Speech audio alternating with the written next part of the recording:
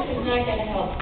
But, golly, it's just a thrill to be in such fine company as I am right now. So, thank you, Mal, for having me. Gosh, I was having a conversation with Brian earlier about, he was saying that he noticed me quoted in a book that I haven't read, and we'll probably get wrong, but something about a book about ethics and ideology and the connection with happiness and self-fulfillment. And I was saying, yeah, isn't that cool the way you set out to change the world and you end up changing your own life, you know, and you want to make the world a better place, and you make your world a better place, and you start out facing so much resistance and lack of respect and condescension, and if you stick to it, eventually that transforms into sisterhood and camaraderie and respect and appreciation. And he's saying, well, actually I think it was the opposite. The book was actually talking about how you start out to change and transform yourself, and you end up transforming the world. And I was like, oh yeah, that too.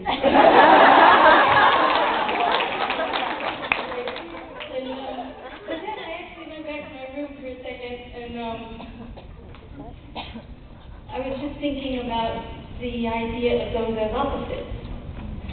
That if there's anything that women embody, it's that those are one and the same thing. Sorry. It is overwhelming, like you said. So I guess, I wanted to speak a little poem that maybe speaks to that, and everything I was thinking of saying today was really kind of contained in this poem, so I thought, stick with the poem. So before I leave you with that, it was suggested to me that I take this opportunity amongst such righteous favishness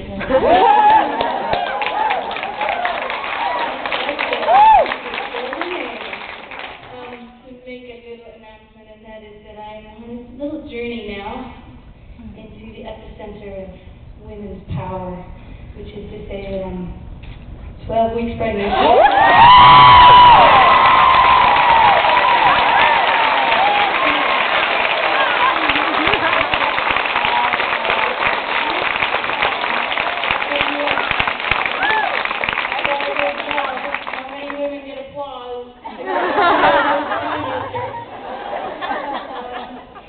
But yeah, I'm really excited to join the ranks of motherhood on this planet. And it's already got my head spinning. Amongst other things, the whole thing is pretty much spinning. And it's some of what I've been thinking and feeling, and what I feel so strongly today. I wrote into this poem called Reprieve, so I thought I'd just offer you that, and thank you again. Let's see. Starts out in Manhattan. Manhattan is an island, like the women who are. Surrounded by children in a car, surrounded by cars. Or Manhattan was a project that projected the worst of mankind. First one and then the other has made its mark on my mind. It's about 60 years later, near the hypocenter of the A-bomb. I'm standing in the middle of Hiroshima, watching a twisted old eucalyptus tree wave. One of the very few lives that survives and lives on, remembering the day it was suddenly thousands of degrees in the shade. And what all of nature gave birth to, terror took in a blinding ray. With the kind of pain that would take cancer so many years just to say. And yes, it took me a few years to catch on, but those days I catch everyone's eye correspond with those nights of the month when the moon gleams like an egg in the using a sense they don't even know they have. Just watch me walk by.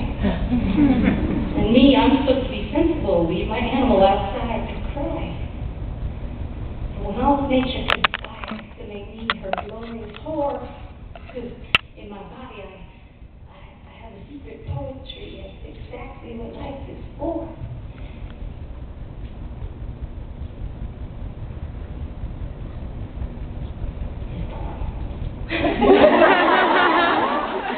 And the patriarchy that looks to shame me for it is the same one making war.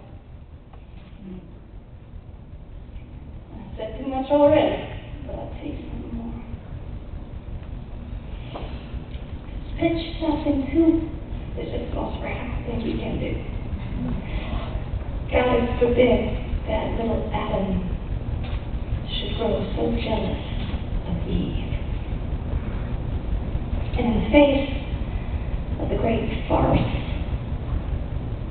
of the nuclear age, feminism ain't about equality, it's about reprieve. Thank you.